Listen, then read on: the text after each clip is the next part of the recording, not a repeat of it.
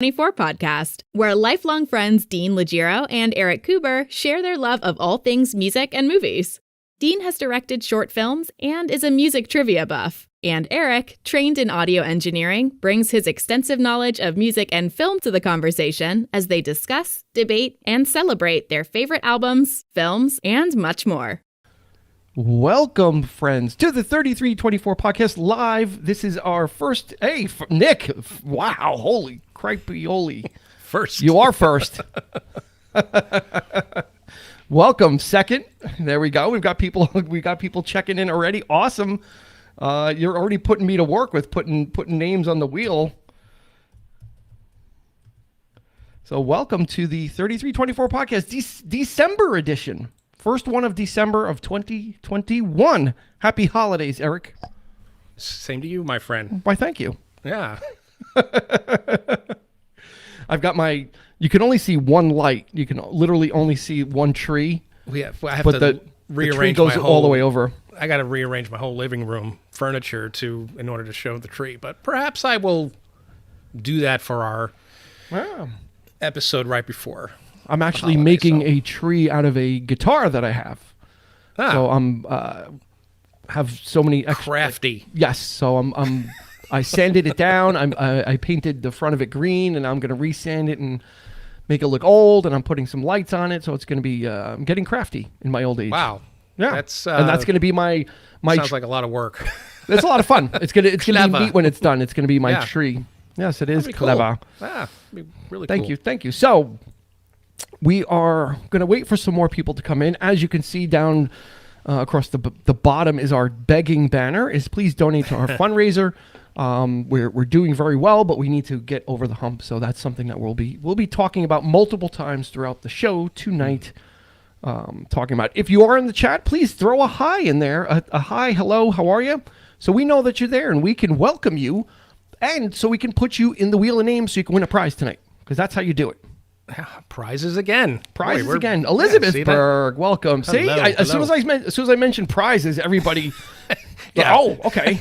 The influx is happening. So, shout out to my brother Matt. It's his 59th birthday today. Happy birthday, bro. Hello, Susan.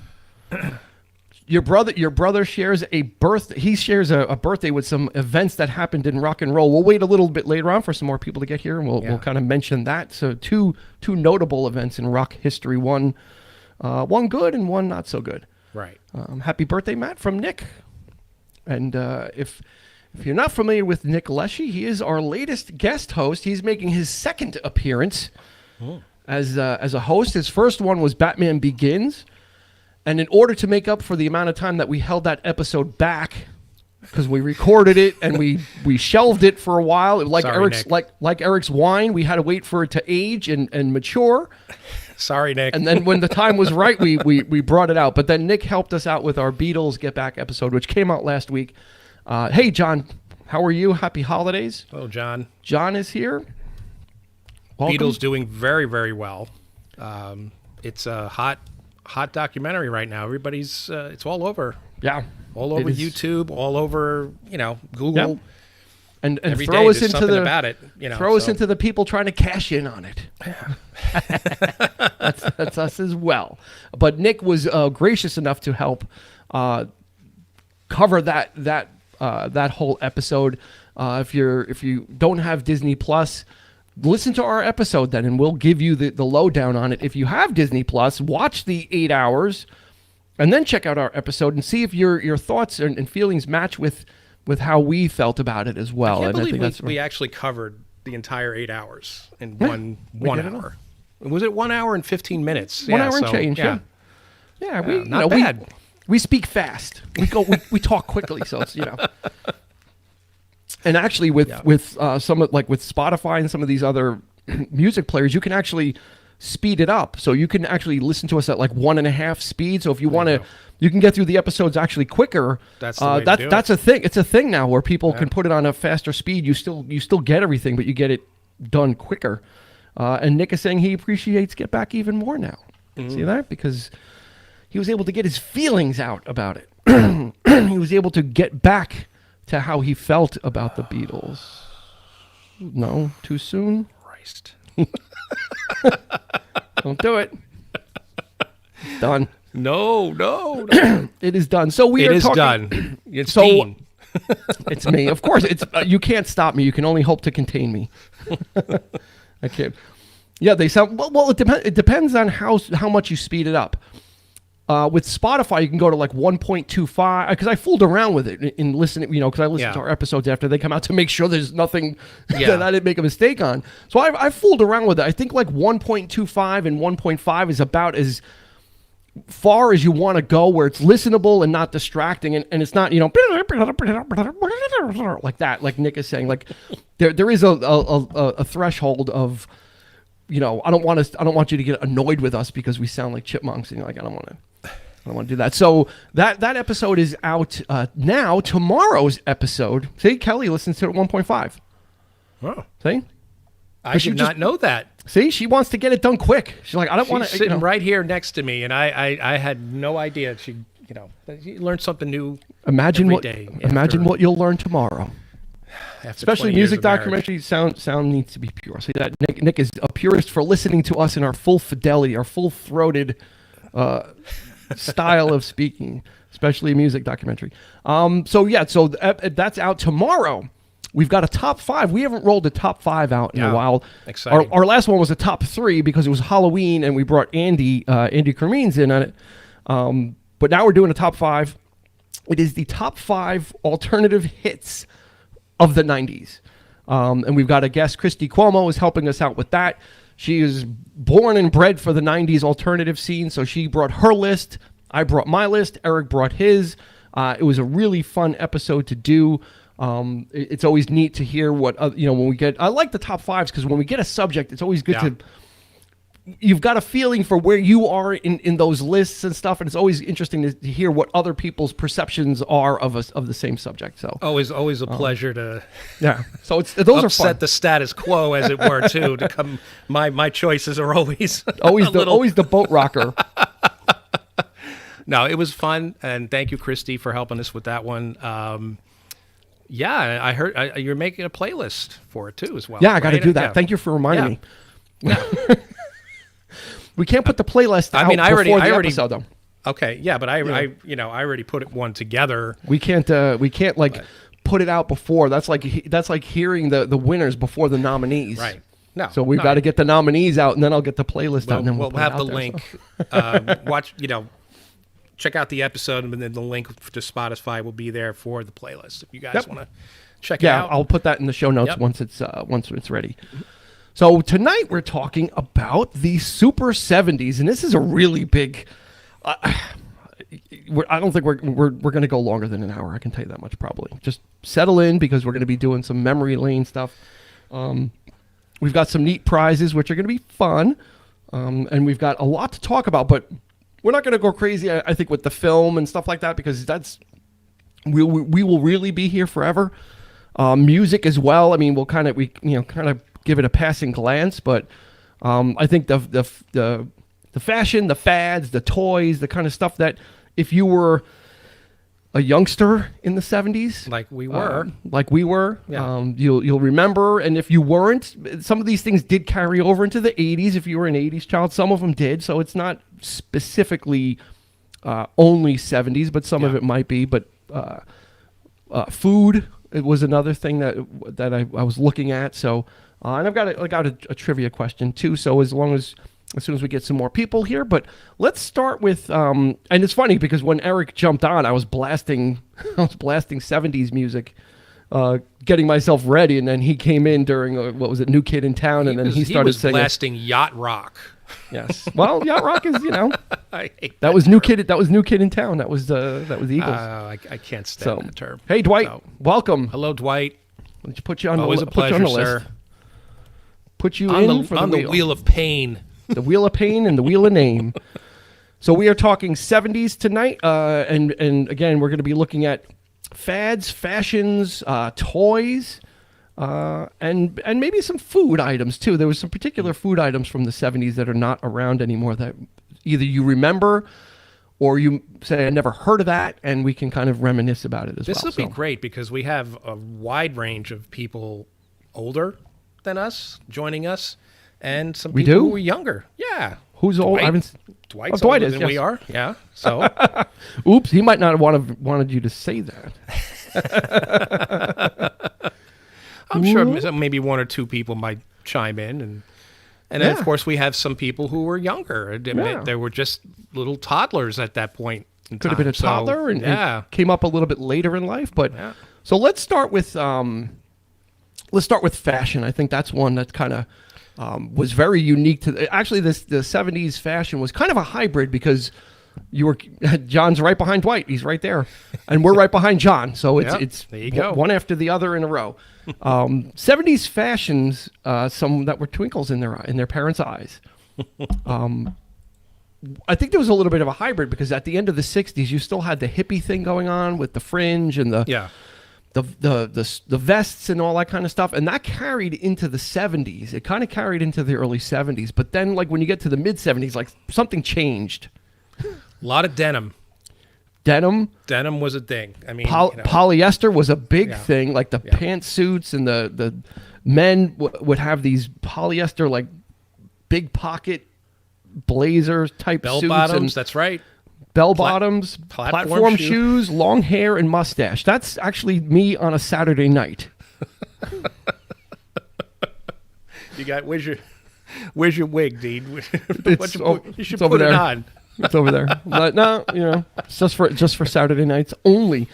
Wide collars, embroidery on clothing, patches, right? So, like embroidering like a little flower on the back of your pocket of your jeans, ironing patches on your jeans and putting patches on things.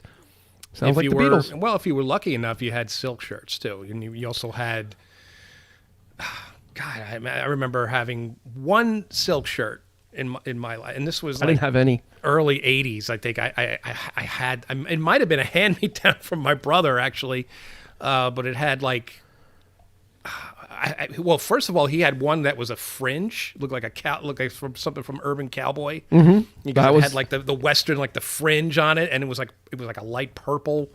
That was crazy. And then you had like these like real like patterns, like it almost looked like wallpaper because you had like it was it was gaudy. That basically on bikes, people play, whatever it was. It was But that was the thing, It was gaudy for kids, right? For kids, like when we were children growing up, really short, like gym shorts were really short, and the socks were really high. The socks came like socks came almost up to the knee. It was almost like you were like a weird pilgrim. That's right. Like with shorts on, because like the pilgrims wore those white socks that went up to the knee, and then they had the knickers, and they were white. I don't think there was such a thing as like. They had the stripes on the top and have like a blue stripe or colored socks were not a thing. I mean, colored socks were dress socks. If you wore like if you went to a wedding or something, that's the only time you had black socks or brown or whatever. And they didn't make them that high up to the knees. Everything was white, and those things would go up over the calf almost to the knee, and then eventually the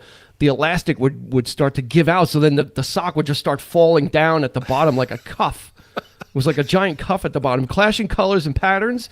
60s was psychedelic too, but it worked, and more earth tone. 70s was a mess. Yeah, it was just like, it was whatever. Yeah. In the beginning, like I said, it was the hippie, but then when you got into the mid 70s, those leisure suits, like with the really wide collars for the men, the men were wearing bell bottoms as well as women. Men had the bell bottom pants. Men had the platform shoes as well as women. Yeah, men were wearing clogs. Remember tube socks. That's what it was. Tube socks were the ones that went all the way up. The wooden shoe with the back out of it. Both men and women were wearing those. Yeah, it was crazy time. It was so Nick hit my list was bell bottom pants, platform shoes. So he got the wide collars. Nick just basically nailed my list like from the jump. So that was just as a kid, kids didn't really dress that way for the most part. There was some like small T-shirts, smaller versions of some of those wide collar, like your confirmation suit or like that. But for the most part, kids didn't wear that. The stuff that your mom bought you. Exactly. Right. I remember having, I was really young, and I had a portrait taken of Sean, leisure suits. With a gold-colored shirt. It was almost like a turtleneck type of thing.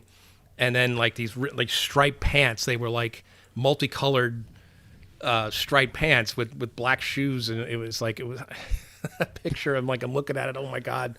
But yeah, that was the only time I ever wore anything like that. Mostly, it was always either shorts or jeans, t-shirts. That was Toughskins from Sears. Yeah, of course, when Star Wars came out and Jaws and all that stuff, of course, we had the T-shirts with the patch, the iron-on patches. You couldn't get the iron-on shirts. Yeah, the pre-printed shirts. It would stick to your skin because it was so like that. It was just like a square iron-on. Or jerseys, baseball Yeah. jerseys too. Softball Was jerseys big as well. was a thing. Yep.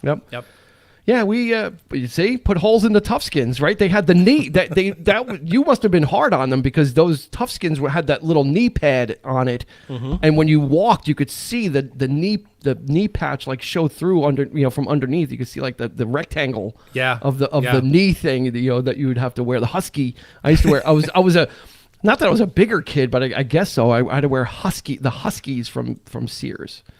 was the bigger, the stouter kid version of it. If you were stout, is that where you did all your shopping? Sears? I didn't do any shopping. My parents. Your parents. Is that where they got Corvettes? They did Corvettes on Central Avenue. Oh my God, yes.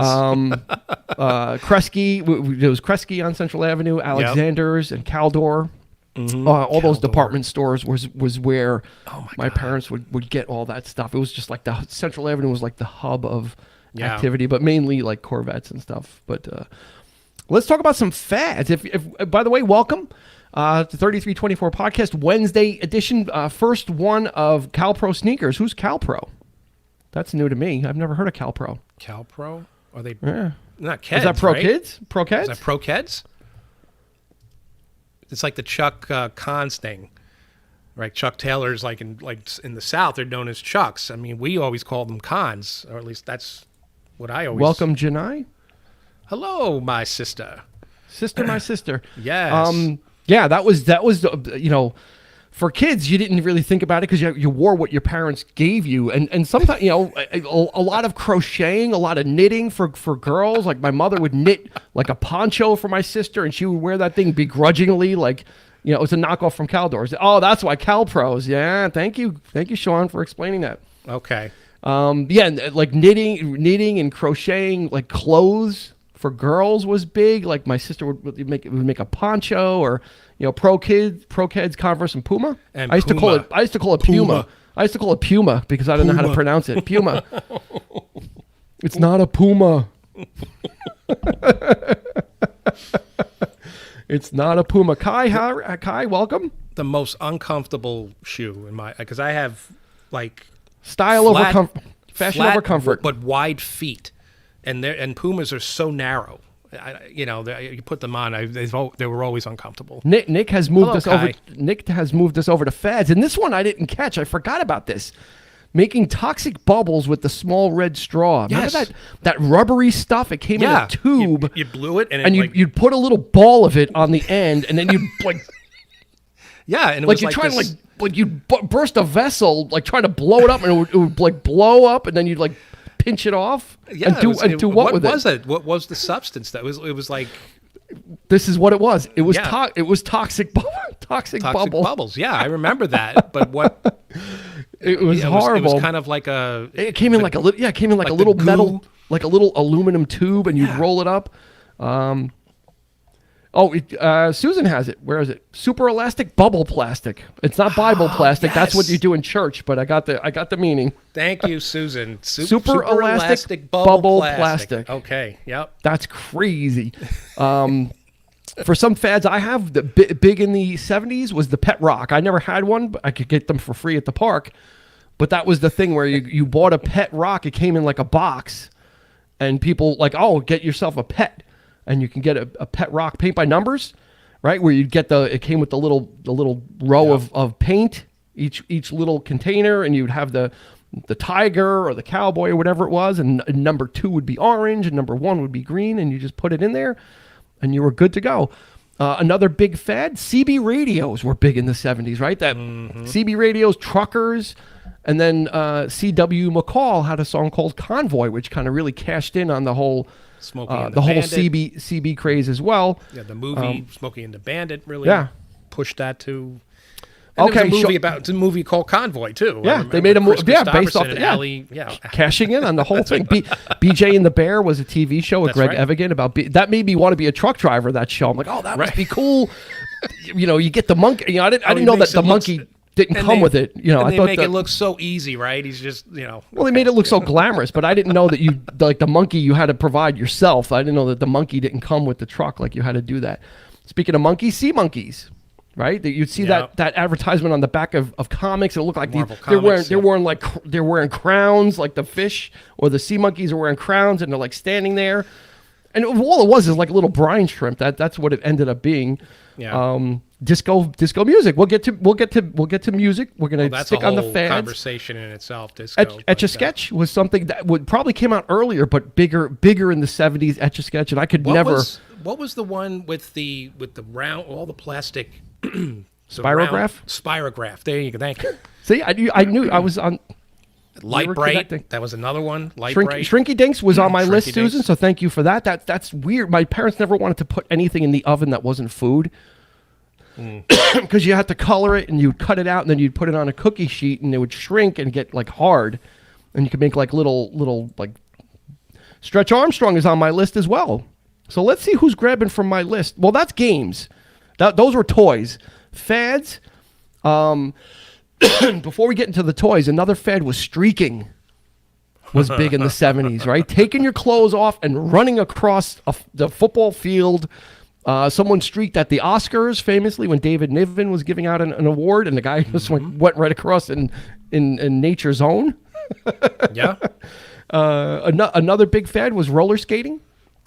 As well, yeah, that was a carried big over one. In the 80s to the early 80s. Kind of filtered. That was kind of like hippie fashion. That kind of carried over because it was kind of towards the end where roller skating and discoing became like a big thing for those people from the Westchester County area. I don't know if you remember something called a skate-mobile, where it was a truck that had all kinds of all different size roller skates in it, and they would come to like your local park and they would park there. And you would get skates, and you would kind of skate around like the basketball court. Yeah. And you could do it for free. Like they would just provide you the skates, and that was something that was pretty neat. Plastic masks, Halloween costumes, right? The Ben Cooper stuff. So roller skating was a pretty big thing. That was something for kids to do. And then even though skateboarding wasn't invented in the 70s, it really came into prominence in the 70s, where kids, you didn't have if you weren't getting a bike. Skateboard was the next best thing. It was smaller, it was portable. You didn't need a big place to store it. If you lived in an apartment and couldn't fit a bike, you can get a skateboard. Yeah, and kind of get the same thing done. I had one before I got a bike. I was the only kid who didn't have a bike on my block. But you were cooler because you had a skateboard. I had a skateboard, and I would just hang off the back of everybody's bike, and I'd be riding the skateboard like Marty McFly in Back to the Future. Yeah, hitching a ride. Yeah, yep. So yeah, there was a lot of those types of fads, and obviously kind of. Too many other ones to mention, but hairstyles were a part of that too. Like I said, the mustache, the big mustaches on the guys, and big afros on everybody, women, men, big hair, hippie hair for guys. Like you didn't see buzz cuts, you didn't see any short hairstyles on men or women. It was just kind of hair was just kind of like parted in the middle, or just feathered back on the sides like John Travolta, or that was pretty much my style for you hit for my the hair time. You hit my hair. Yeah, I spent a lot of time on my hair. Karate was big, of course, with the Bruce Lee films and all the kung fu stuff, and everybody, that was a big craze too. Yeah, with the nunchucks, everybody was feathered hair. Yeah. Yeah. So hang on 1 second. Technical difficulty.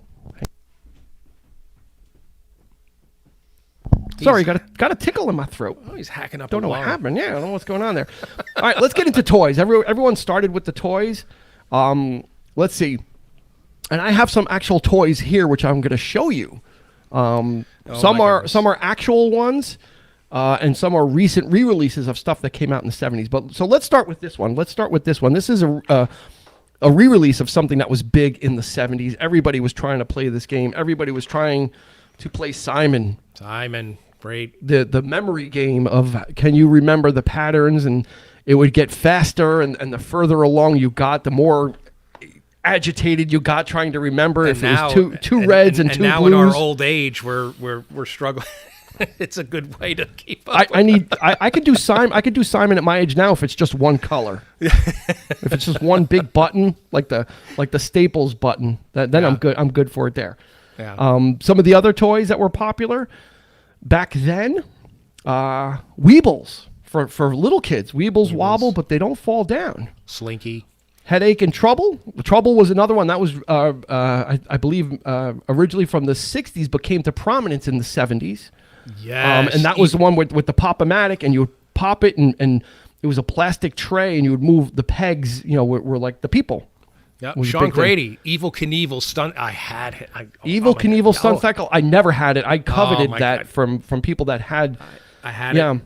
I had that, and I had the $6 Million Man action figure. Pinball was big in the 70s. Mr. Mouth, which is what I've been called. So we had Simon. Speak and Spell was another educational toy where you'd spell dog, and it would say it.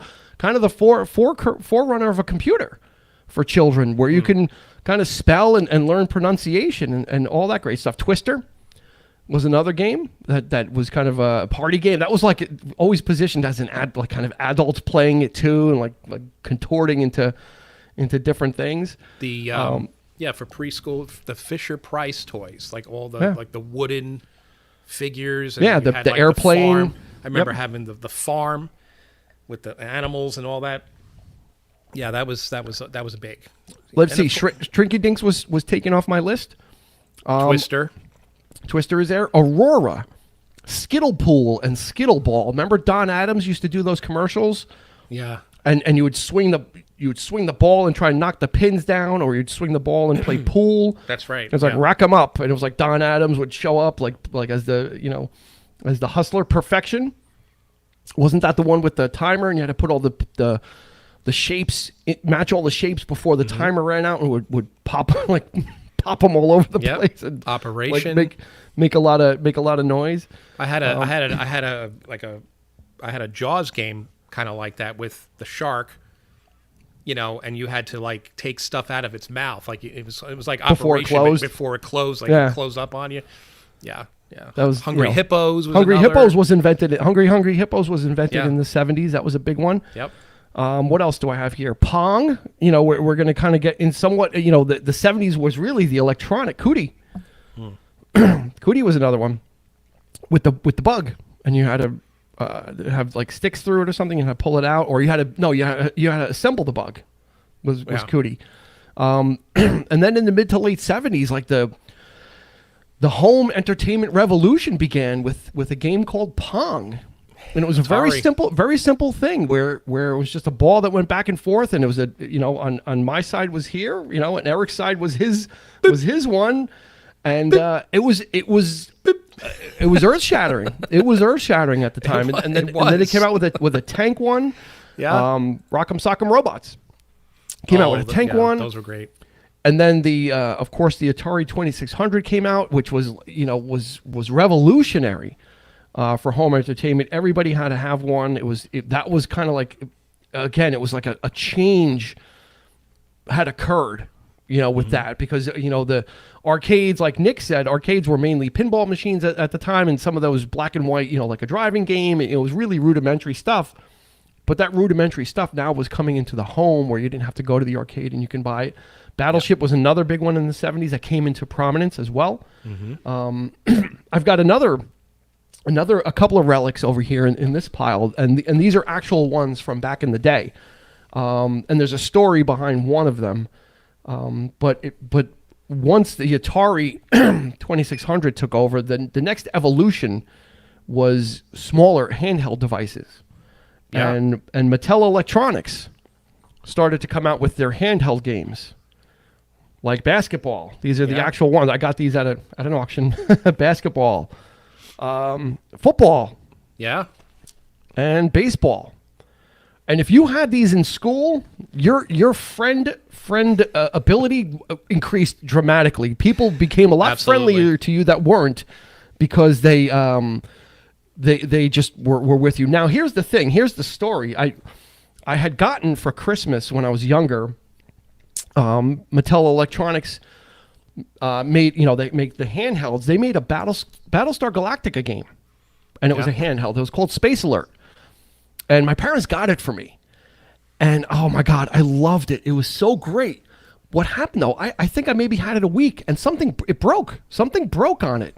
And and it was just like, I was so like devastated. I was so heartbroken. Lo and behold, my girlfriend tracked one down. Yeah. And she got it for me for Christmas last year. And it works like a charm. I had the biggest grin on my face when I plugged this in and the Cylons started coming down and I was shooting them. This was recapturing my childhood in a moment, because this was the one that got away, because I had it, and I treat my stuff good. When I was a kid, I never abused my toys. I always took care of it. So for some reason, it broke for some reason. I never knew why. And I have the football, the Coleco electronic quarterback. I have a story about that as well, if you want to hear that. The Coleco, the football games were massive. Everybody was asking for them. Every kid was asking for that. Even if you didn't like football, you wanted to have one of those just because it was cool to have, and you could have a video game with you. I mean, it was the cusp of something new. And I of course asked for one. And this is a precursor. You're going to say this story sounds like something else, but this happened before the story that it's going to sound like. So it was not done with the story in mind, because it happened before. Anyway, so Christmas comes, get all the gifts, come and go, rip everything open. Christmas was always a big thing for me. I could never wait. I ripped everything open, and it was done. And you're sitting there afterwards, like you're kind of like you came down from like the high, like you're kind of like sitting there, like now you're tired because you opened everything. And my dad's like, oh, there's one more back under there. It's by the stump of the tree back there. And I crawl under, and this sounds like a Christmas story, but this happened before the movie came out, and it was the Coleco electronic quarterback. Yeah, so they had gotten it, and they tucked it away, and everything else was done, and the same thing. And it wasn't until years later, I'm like, wait, that's the same thing that happened in the Christmas story, but this happened years before. It happened in the 70s. Same thing happened to me with my first bike. Yeah. They had it in the attic, and it was a pretty lackluster Christmas. I had, a couple other things, and I was like, they brought it down, and I was, Yeah. So that's why that movie is so relatable. Yeah. That's why it's so great, so popular. Yeah, because everybody has that one thing that they want. Yeah, exactly. And Sean had the little professor. Did you let him go?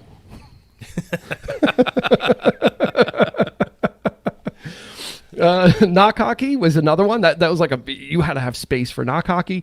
Bumper pool was a big thing in like youth centers and kind of going out to play. Bumper pool was another big one. Some other big games, obviously.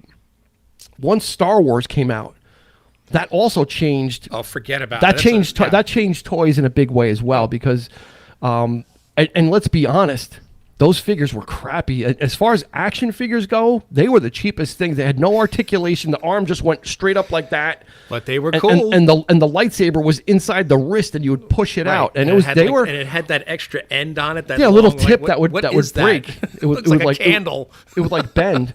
Am I supposed to light this? Is it supposed to light up or something? Yeah. That changed toys. That changed licensing. That changed movie tie-ins. But they were forever. Were cool. And we had, and the thing of it too is I had some of the, some of the ships, and they were never proportionate, right? You got like the TIE fighter, like it was. Oh yeah, it can't be. It was like the wings were way too short. Nothing was ever proportionate. The Millennium Falcon, like the cockpit was way too big versus the rest of the ship. Right. So, and now they got like this stuff on like worth thousands of dollars. Some of these cartoons like Rebels, they actually nod to that. Like they have like the TIE fighters in that animated series, they have the short wings as a nod to the toy, which is amazing. It's a nice little fan service. And it was I have an original C-3PO, and I think I have my original Yoda. And maybe a Jawa sitting somewhere, but they're not in any condition. They're not in any. That's when they started getting real better. Like Luke with the backpack, and you sent away for like those little accessories, right? Yep. The backpacks and the mask. That was just.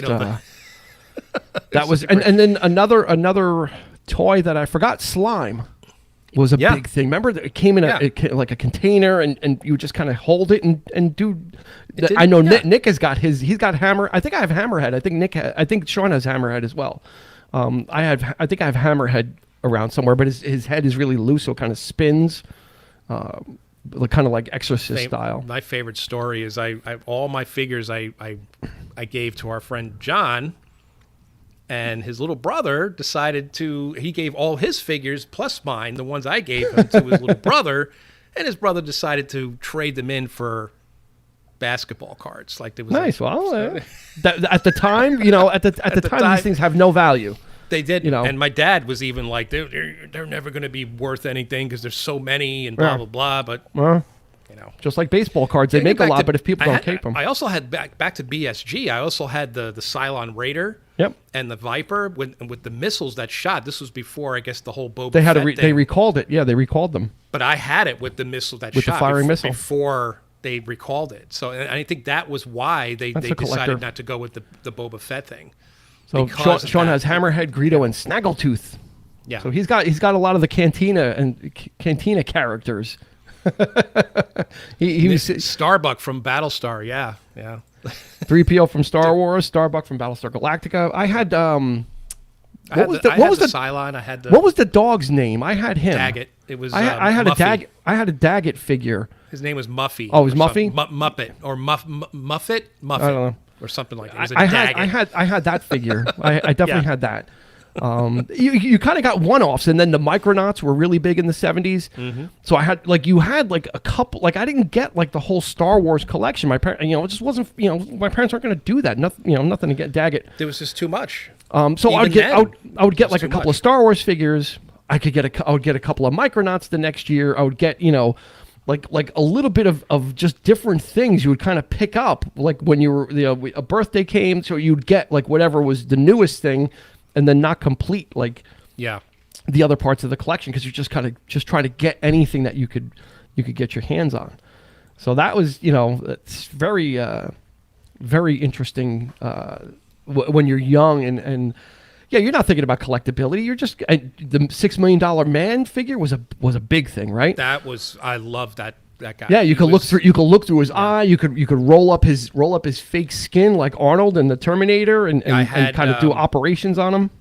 That's right. I had it was like his ship, like a rocket ship. You put him inside, but his capsule. Well, you open it up and it's like the operating table. Yeah. Where you could work on the bionics, you could take them out of the arm. Was there an Oscar Goldman figure? No, I don't even think there was a Bionic Woman figure. There might have been, but I think that was a big one. That was a cool, and I think they did a Stretch Armstrong figure to coincide with that. I do believe it was like a character from the show, but he was like a Stretch Armstrong. Okay, which was kind of strange. Stretch $1 Million Man. So it might have been like the Bigfoot. It was. He just said, "There you go, Sean got it." There was Bigfoot. Yeah, there was a Bigfoot. Okay, yeah, there was a Bigfoot. Yep. Yeah, see that? Look at that. We've got some people checking in with this. So if you haven't heard our shilling, tomorrow we've got a new episode coming out. Top 5 alternative hits from the 90s. Our guest is Christy Cuomo. She helped us out with that episode, so check that out tomorrow. There was an Oscar Goldman figure. I'm going to take Dwight's word for it. You're probably right. There probably was. I think you're right, Eric. So tomorrow's episode is Top 5 alternative hits from the 90s, so check that one out. Thank you for your downloads and shares for The Beatles Get Back. And if you didn't look at the bottom crawl, if you've been ignoring it, we are having a fundraiser through December 21st, and we are trying to help the RSHM Life Center in Tarrytown, New York. They're a nonprofit that helps women and children in need of all faiths. And we are trying to raise $1,500. The 3324 podcast team has committed to matching the first $500 in donations, which has already happened. So we're over the 700 mark. So we're in for our 500 gladly to help, but we need your help. Every little bit will help. $5, $10, $1, anything can help contribute to get us towards that goal by the 21st. So Yeah, if you haven't donated, please consider donating. We'll leave it at that, and then the guilty begging crawl will keep going across the bottom for the rest of the show. It's in the movie. 40-Year-Old Virgin. Oscar's worth more than the $6 Million Man. See there you go. It's in the movie. Now I need to go and watch that movie now. For verification? For verification. check Dwight's and by the way, we are giving out 2 prizes tonight. We didn't if everyone's on the edge of their seats wondering what it is. Well, we're going to give out two of the same copies of the same movie, which I feel is probably when I saw it, I thought it was one of the best documentations of what I remember the 70s experience to feel like. I was a kid back then, so I don't remember much. But when I watched, this would be more like when I watched I watched Dazed and Confused, I got a feel. I kind of I remember that there was the burnout guys that you were kind of afraid of, and the kind of nerdy kids, and just all those different cliques in school and older kids. So we'll be giving away 2 copies, one to each winner of Dazed and Confused, and then we're going to add a little special extra part to it once we get into our next section, which is food. Which is food from the 70s. Now, there's a lot there. All types. We could be talking about all types of food, but one of the big foods that came out in the 70s that made its debut in the 70s was a product that helped families get dinners on the table a lot quicker. And all you needed was a pound of ground beef. Does anybody want to take a crack at what it was? I kind of gave it away. I know what it is. You know what it is?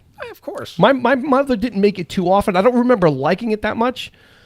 But when I made it later in life, I'm like, this isn't too bad. I would pick up I'd lived on it. Anybody want to take a crack at what we're talking about?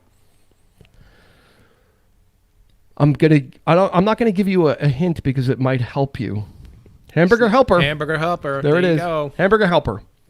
Sloppy. You know what, Nick? Though I got to give you credit. Sloppy Joe is this kind of the same thing. Is you browned the meat and you threw the can in and then you threw it on a bun. So, but Hamburger Helper came to prominence in came to prominence in the 70s. You would throw brown the meat and then throw everything into the skillet and the noodles. Threw it on a bun and you just threw it against the wall. Tuna Helper. Tuna Helper, Hamburger Helper. Yeah. That came a little bit later though. Yeah, I couldn't. Tuna Helper. Oh, that's not bad. It's like tuna casserole. Again, same reaction for the thing. Snack Mate cheese. Okay, that was cheese that came in a can, and you would hold out the cracker and you would make a pyramid or a twirly. It was almost like soft serve cheese that was in a can, and it was called Snack Mate. And you would kind of, I don't know what we were eating back then, but I know this came out a lot earlier, but from my recollection, Spam was a big one. Fondue was big in the 70s. Fondue parties and having the crock and all the little pieces of bread or pineapple on a fork and dipping it in there was a big thing. Another beverage that came to prominence in the 70s, and they just, I think, earlier this year finally stopped making Tab. And Tab was like the first diet beverage. It was like Tab was like the one. It was like there was no Diet Coke or Diet Pepsi. It was like Tab. That's right. And I don't even know if technically it was a Diet Coke flavor or cola flavor. But it was like a weird flavor. But everybody used to drink Tab. Was like the dietetic. If you're looking to be slender. Wasn't 7-Up invented in the 70s too? I remember like the Uncola. I remember that's when that was the big push. That's when you had the upside down Coke glasses, the Uncola. Yeah. For beautiful people, Tab. For beautiful people. Absolutely. That was the thing. Spam. We got some horror stories there. And Elizabeth Berg, my nana and mom, introduced me to Spam at a young age, and I still love it. Yeah, some people still, when you cook it. It's kind of come back. Yeah, like you slice it up, you fry it, you get it crispy, and you're good to go with it. Ask my sister. Our mom would send us to school with lunches, and she wouldn't cook the Spam. Ugh. So it had like that jelly on top of it. Gelatinous slime on it. So we were forced to eat raw Spam for lunch. Nice. No wonder I didn't hang out with you during lunch. I would steal money from my brother so I could buy lunch. This is before I even met you. Okay. So, yeah. Shasta Cola and Shasta soda Shasta had all types of flavors. Was a big one. A candy bar that was Anybody want to take a guess of what I'm thinking? A candy bar that was specific to the New York area for a specific reason. Zach just died a little. It was a candy bar, came out in the late 70s, specifically in the New York area for a specific reason. It was specific to the New York area for a specific reason. And there it is, Reggie Bar. The Reggie Jackson bar, okay. which was basically like a Baby Ruth that was like flattened.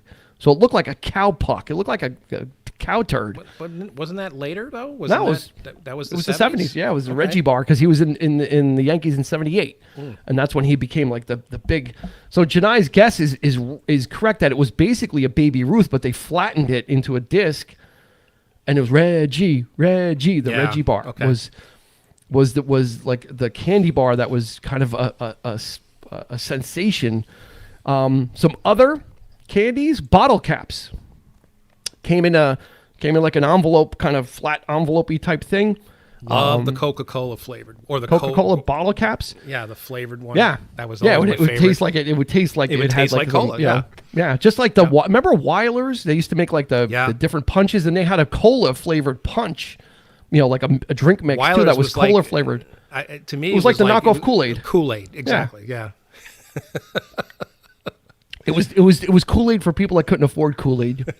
You got Weilers, the poor man's Kool-Aid. Exactly. Yeah. But Kool-Aid in itself is like Kool-Aid is the poor man's Hawaiian Punch. So we're going like down levels, like further and further. Thank you, Dwight. Razzles was next on the list. Razzles, yes, Dwight, yeah. Which is the gum. It's kind of shaped like bottle caps, but it was gum, and it was all different flavors. And you would just take like 5 or 6 Razzles and chuck them in your mouth and just kind of chew it and get it into like one mass. Wax lips, yes. Wax lips. We were talking about wax lips, wax fangs during Halloween. Yeah. And then during Halloween, they had the wax whistle. It was orange, and it was like a whistle, and you could whistle, then you'd bite one part of it off, and you'd have less notes to play, and you'd kind of be chewing wax all the time.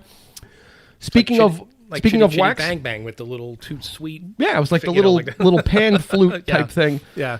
Another wax based candy was called Nickel Nips, right? And it looked like a little bottle, and it had like half an ounce of like juice or of some type of punch in it, and you'd bite the top off and you'd drink.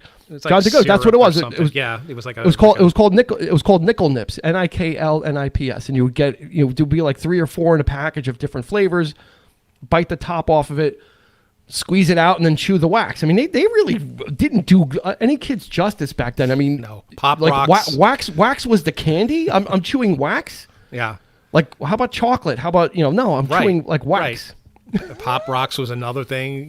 Pop rocks was invented in the 70s as well. That was a big one. Everyone was like throwing it in their mouth and sticking their tongue out. It's like, right? Everyone just like that, and it was like it's like pop. It's like.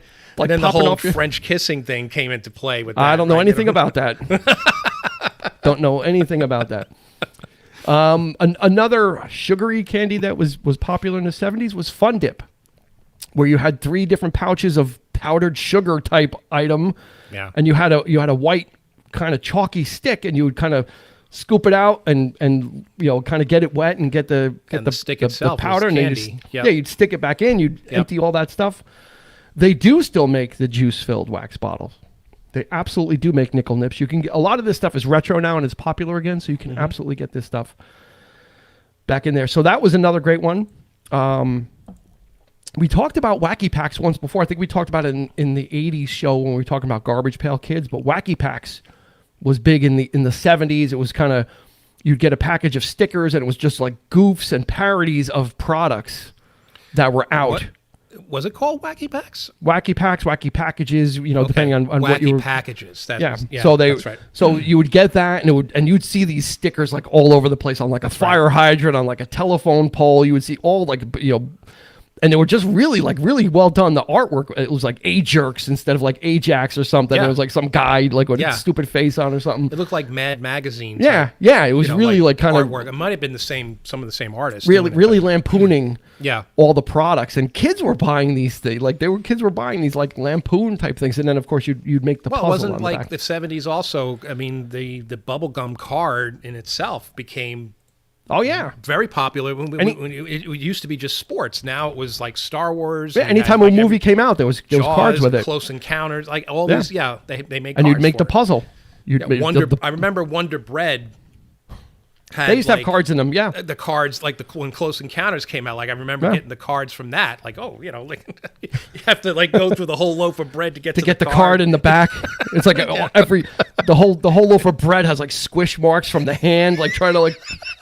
That's right. Like kind of go get to the back of the loaf and dig dig the card out of the back and then pull to make the meatballs now. They could just use the bread. Or get your hand out of that loaf of bread. Like what are you doing? Like well they put the card in the back, so I got to get to it. Right. It's like, I'm sure Not people to mention all rip the the back cereals open too. I mean, we had some real. I mean, you had Captain Crunch, right? You had You had all the different. You had the Crunch Berries and all that, but you also had stuff like the Jean Lafitte.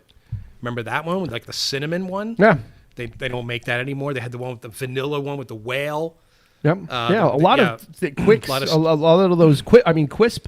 Quisp. A lot of those things kind of came and went in the 70s. King Vitamin. Seal Test ice cream was big in the 70s. Yep. They don't make Seal Test anymore. That was a big ice cream manufacturer. So there's a lot of brands that kind of cycle through, and they just kind of disappear. Like you don't really realize. It's like one day it's like, oh, don't they make that anymore? Or when did they stop? Or when did it go away? And you don't really. Dolly Madison.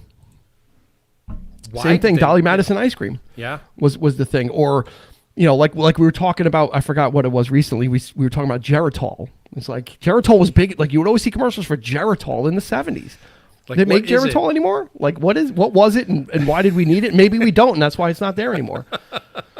So it was all these types of different brands that just kind of fell by the wayside, and then other things just kind of took its place, or they just kind of disappeared. And I guess as you get older, you just stop. You're not watching TV as much anymore. So, so we are giving away 2 copies tonight, one each of Dazed and Confused on Blu-ray. We're going to give that away, and we're going to be giving away a pack. And here I'm saving the one of the best candies for last. We're going to be giving also a package also of Fruit Stripe gum. We'll be adding to your package. So you'll get a copy of Dazed and Confused on Blu-ray, and you will get a 4-pack of Fruit Stripe gum, which was the craziest thing ever. It was just really weird. It had the stripes in it, and one was like they were all like kind of citrusy flavors and kind of bitter flavors. Yeah. But Fruit Stripe gum was like a big one. Yeah, the zebra. Remember the zebra on the package. Yeah. So we'll be enclosing a package of Fruit Stripe gum with each winner's Dazed and Confused Blu-ray. So thank you for that, and hopefully you'll enjoy that. Ray, welcome, Ray. Just in time. We're talking 70s. We just finished up food. We did. Let's see. Let's get Ray caught up. We did fads. We did fashion. We did food. And we're gonna probably talk music. I think. I don't know if we're gonna get to film. There's a lot there. We did toys as well. Ray, in case if you missed. Mattel Electronics Baseball from the 70s, if you don't remember that. And so Simon, the one thing you need to mention on the film side of it is Star Wars. There it is. I mean, that everything else was just, Otter Pops. But when Star Wars came out, that changed everything. So we'll just leave it at that. Well, there was a lot. I mean, 70s film was very transitional. There was a lot. I mean, there was a lot. There was a lot that was going on there. There was, the era of the blockbuster, but there was just so much going on. But I think the music scene was, I'm going to say, pound for pound, was probably more important. Just with everything that was, the music in the 70s. You saw, the splintering of genres. You saw the rise of these different types of genres of music: progressive rock, classic rock, southern rock, soul music, rhythm and blues, all these things. And I remember listening to the radio when I was young, and you would hear everything on one station. You would hear all that kind of stuff. You would hear the OJs, and then you would hear like the Rolling Stones, and then you would hear Elton John, and then you would hear like a TV theme.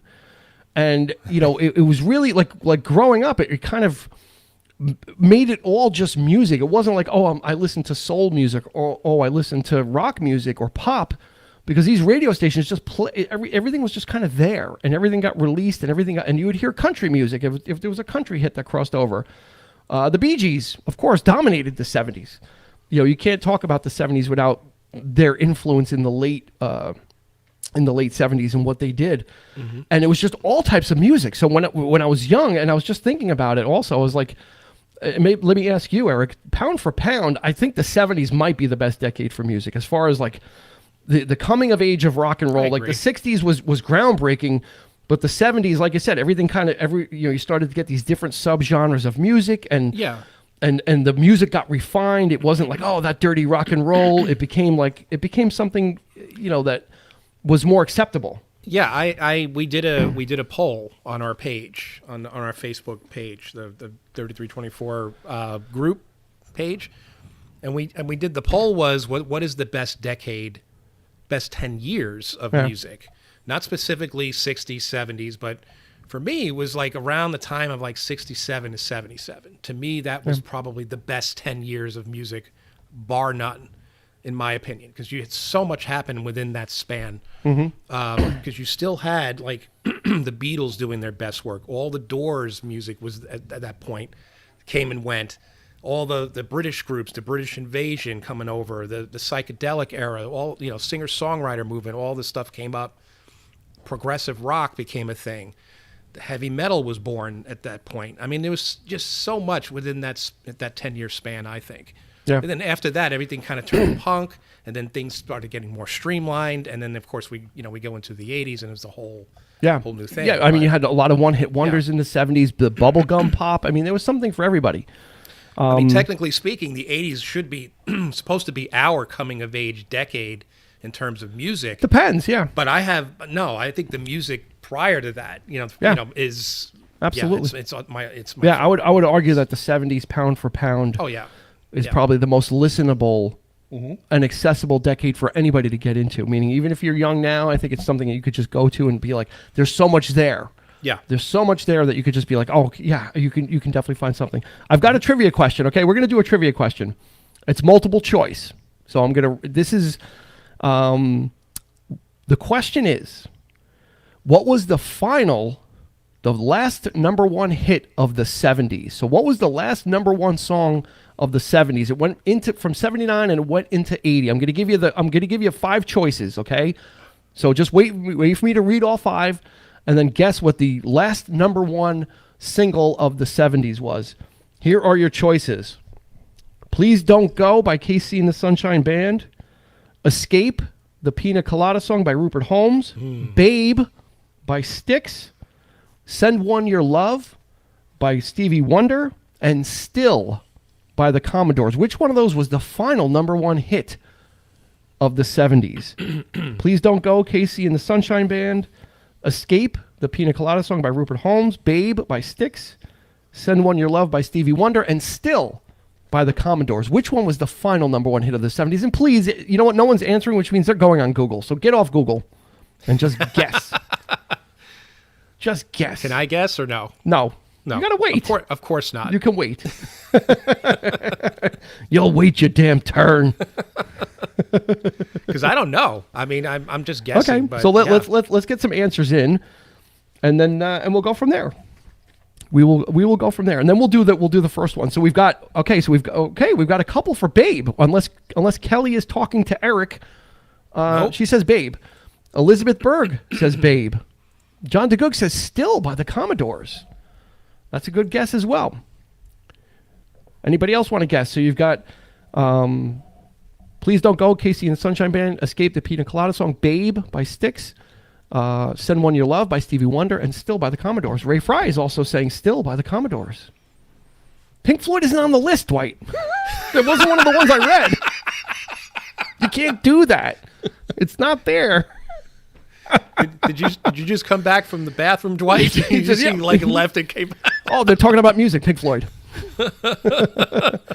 Janai's going with Still. It looks like the Commodores. It's like a tie. It's a tie between the Commodores and. It's not my choice though. I'm gonna go with. Sean Grady's checking in with KC. I'm gonna go with Escape. You're gonna go with Escape? Yeah. Sean is going with KC and the Sunshine Band. Please Don't Go. Anybody else? We'll give you another 15 seconds. If you haven't voted yet, put your guess in. Eric is saying Escape, the Pina Colada Song. I can't make a guess because I have the answer in front of me. That would be cheating. Okay, we're gonna go here. So what we'll do is we'll do a process of elimination. Sean, Please Don't Go by Casey and the Sunshine Band was the first #1 hit of the 80s. Okay. Nice. So it was not the last of the 70s, but it was the first #1 hit of the 80s. Still by the Commodores was #5 the week of the last week of the charts of the 70s. Stevie Wonder, Send One Your Love, was #4 that week. So that leaves us with the Pina Colada song, and it leaves us with Styx, the Mighty Styx, and Babe. The last #1 song of the 70s was Escape, the Pina Colada song by Rupert Holmes. If you like pina coladas and getting lost in the rain, if you're not into junk food and have half a brain, if you like making love at midnight, the moon. That was it. That was like that's like the epitome of the 70s. Like, it was a one-hit wonder. It was a clever song. It was like about a classified ad. The guy's cheating on his girlfriend, and then his girlfriend cheats on him, and they end up meeting in a bar and saying, "Oh, it's okay. Yeah. We tried to cheat on each other, but we love." Let's do another one. We're gonna do the first. Let's do the first #1 hit of the 70s, and then we'll do our drawings. We'll wrap everything up. So what is the first #1 hit of the 70s? I'm gonna read off 5 choices, and you'll give me yours. The first #1 hit of the 70s, was it Someday We'll Be Together by Diana Ross and the Supremes? Was it Leaving on a Jet Plane by Peter, Paul, and Mary? Was it Raindrops Keep Falling on My Head by B.J. Thomas? Was it Na Na Hey Hey Kiss Him Goodbye by Steam, right? Na Na Na Na. Mm-hmm. And then, or the final one is Down on the Corner / Fortunate Son by CCR, Creedence Clearwater Revival. So those are your choices. The first #1 hit of the 70s, Someday We'll Be Together, Diana Ross and the Supremes. Leaving on a Jet Plane, Peter, Paul, and Mary. Raindrops Keep Falling on My Head, B.J. Thomas. Na Na Hey Hey Kiss Him Goodbye by Steam. Down on the Corner, backed with Fortunate Son by CCR. John DeGoog is saying Raindrops by B.J. Thomas, which was prominently featured in Butch Cassidy and the Sundance Kid. Right. During the bicycle scene when they're doing the montage. And then they put that weird music in there too. Kelly is saying Someday We'll Be Together. Sean Grady is saying Raindrops as well. Nick Leshy is saying Raindrops. What else we got? Elizabeth Berg is saying Diana Ross and the Supremes. So we've got let's see, we've got a lot for Raindrops. We've got 2 Supremes, and we've got 4 Raindrops or 5 Raindrops. Anybody else not voted yet? Dwight? Not Pink Floyd. I'm gonna go with Someday as well. Ray Fry is saying Down on the Corner, CCR. Anybody else? Last chance. Get your vote in. So we've got 1 for Down on the Corner. Eric is saying Diana Ross and the Supremes, so that makes that 3. Raindrops Keep Falling on My Head. It's got like the most votes. No one has voted for Na Na Na Hey Hey Kiss Him Goodbye. No one has voted for Leaving on a Jet Plane as well. So, all right, here we go. So, you got it in an envelope, like. It's like I just got it from Price Waterhouse. There you go. Just dropped it off. So let's see. Leaving on a Jet Plane was #2 that week. Peter, Paul, and Mary. So they are not it. Na Na Hey Hey Kiss Him Goodbye was #5 that week. If Ray Fry had listened to our quick hit about Creedence Clearwater Revival, he would know that Creedence never had a #1 hit. They only ever had #2 hits. Ooh. Burn. Poor Ray. Poor Ray. Sorry, Ray. You can go back and listen to that one. Wow. Diana Ross and the Supremes, Someday We'll Be Together, was the last #1 hit of the 60s. Ah, okay. Which leaves B.J. Thomas and Raindrops Keep Falling on My Head as the first #1. Like, Raindrops Keep Falling on My Head was the first #1 hit of the 70s. Great statistics. It's all about knowledge. Books. Books. Stuff you can't get on the internet. Good stuff. Yeah. So that was interesting. And it's funny that songs on the other songs on the chart was like Diana Ross was the last number one, and then KC was the first number one of the 80s, and they were both on the charts at the. It's so weird because I think Butch Cassidy, didn't that come out in like '69, the film, or was that? Yeah, so this was charting at the end of '69, and then but it was the first number one. It hit number one.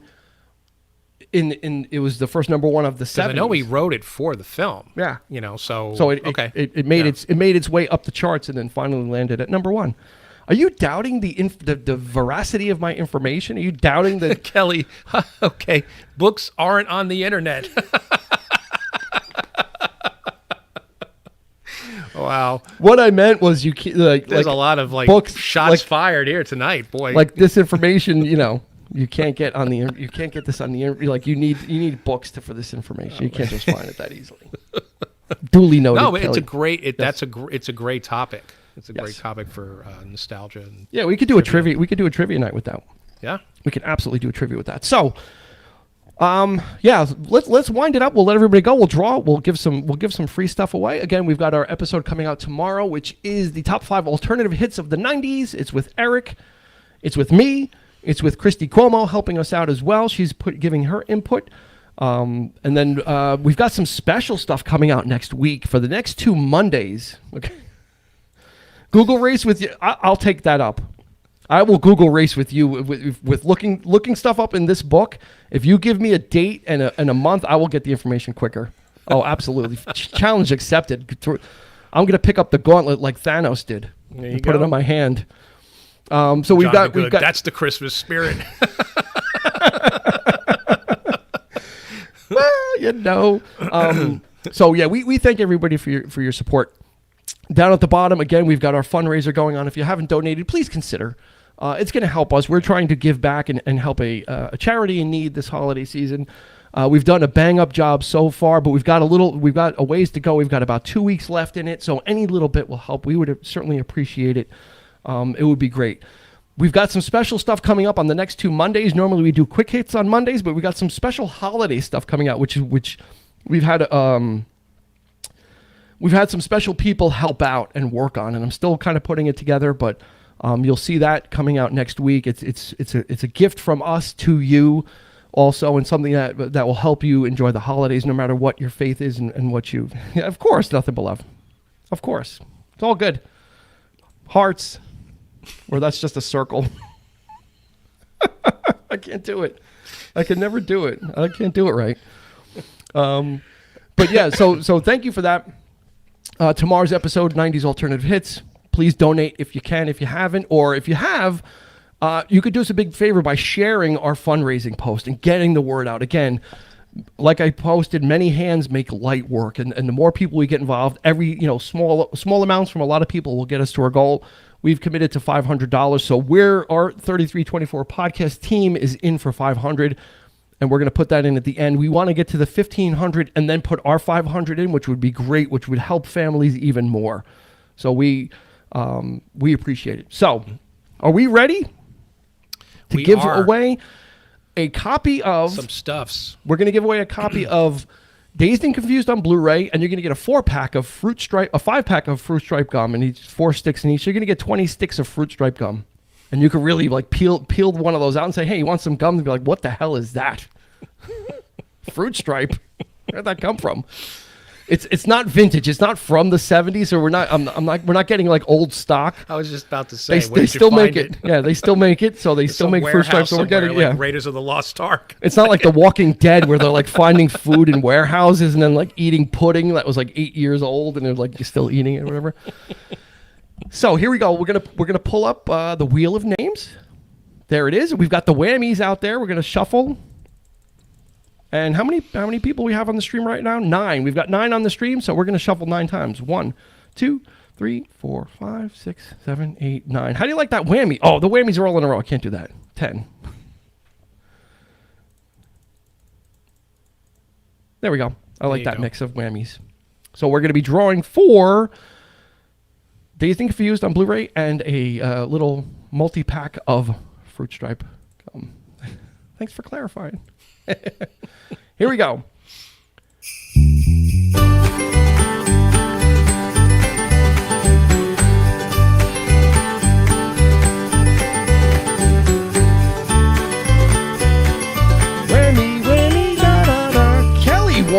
copy of Dazed and Confused on Blu-ray, and she wins a pack of Fruit Stripe gum. Congratulations, Kelly. Well done. Clap. She's the only one clapping. I hear her. Actually, that was me. Oh, that was you? Good. Congratulations, Kelly. Give her some congratulations. She won. We've got 8 people, so we're gonna shuffle 8. 1, 2, 3, 4, 5, 6, 7, 8. There we go. This is for a copy of Dazed and Confused on Blu-ray and a package of Fruit Stripe gum.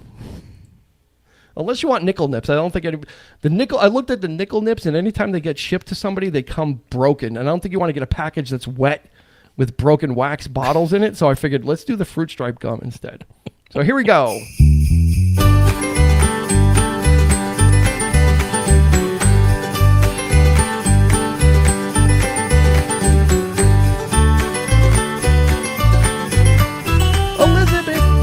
Elizabeth Berg, congratulations, I think, unless it stops on the whammy. There we go.